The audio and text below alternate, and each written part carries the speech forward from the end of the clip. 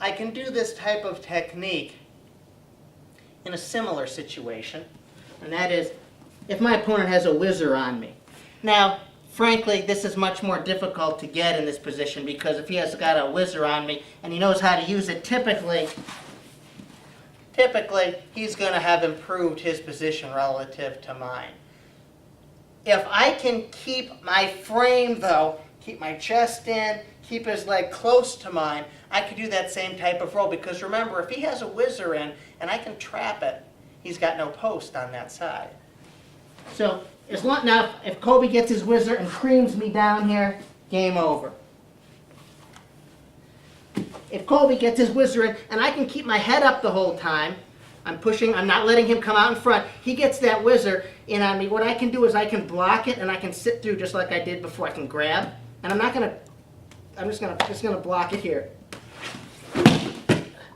to this position. I want to try to stay up on top of him as much as possible, then transition to get his side. This position is such that I've successfully maintained my frame. He gets a whizzer in.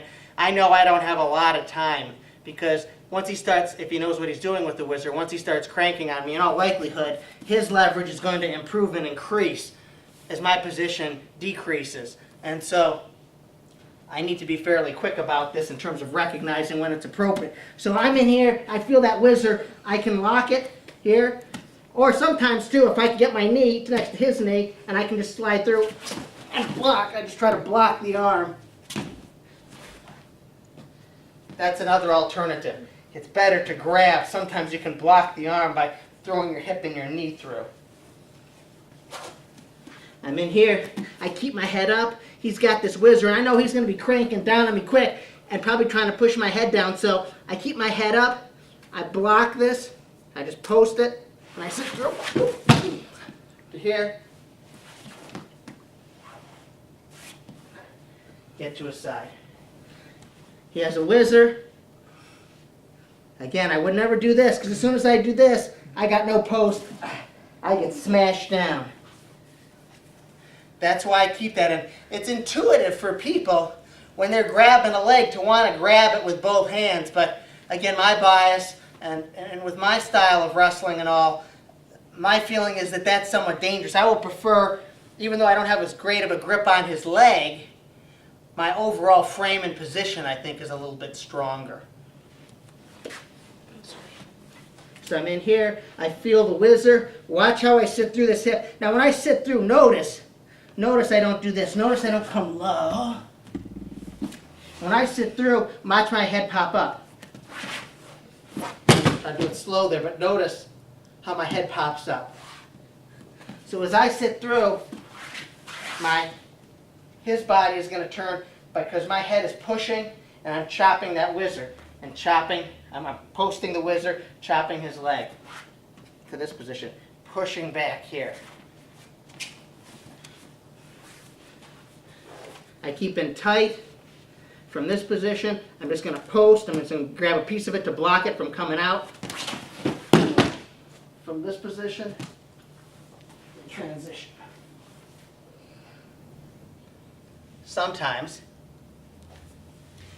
if I'm in this position and I have a frame and Colby gets a whizzer on me and I'm trying to get around behind from this position here, I want to keep my frame as strong as I can.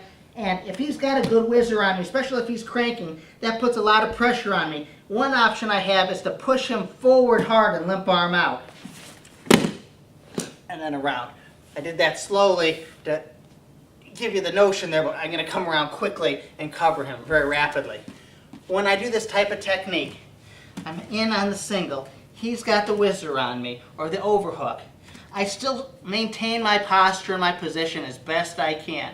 When I limp arm, I don't just want to use my arm, because if I try to just use my arm, in all likelihood, Colby's overhook is going to defeat me. For example, if I'm in here, say I may have crossed over to the leg here as I try to get behind. If I just try to pull my arm out, he's probably going to control it. He's in good position here.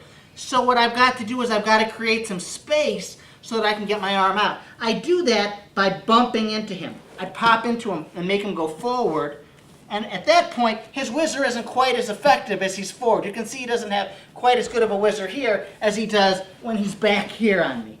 Okay, so we're pushing in here, he's pushing, I'm maintaining my posture, I'm going to push him forward, and then I'm going to come around. I bump him forward first to get some space, which will then allow me to limp arm. When I limp arm, think of it from your shoulder. Don't think of it in terms like a movement from your elbow or like you're moving your arm so much. Think of it as I pop, I want to think of a big sweep, and it's really with my shoulder. Forward and then around. So really think of it's like your shoulder is going around here. Don't think of like a little movement with your arm. Don't think of trying to move your elbow. It's you're whipping your whole shoulder. This should be limp, and that's why they call it a limp arm. This should not be rigid. As you're coming through, you should not be tight.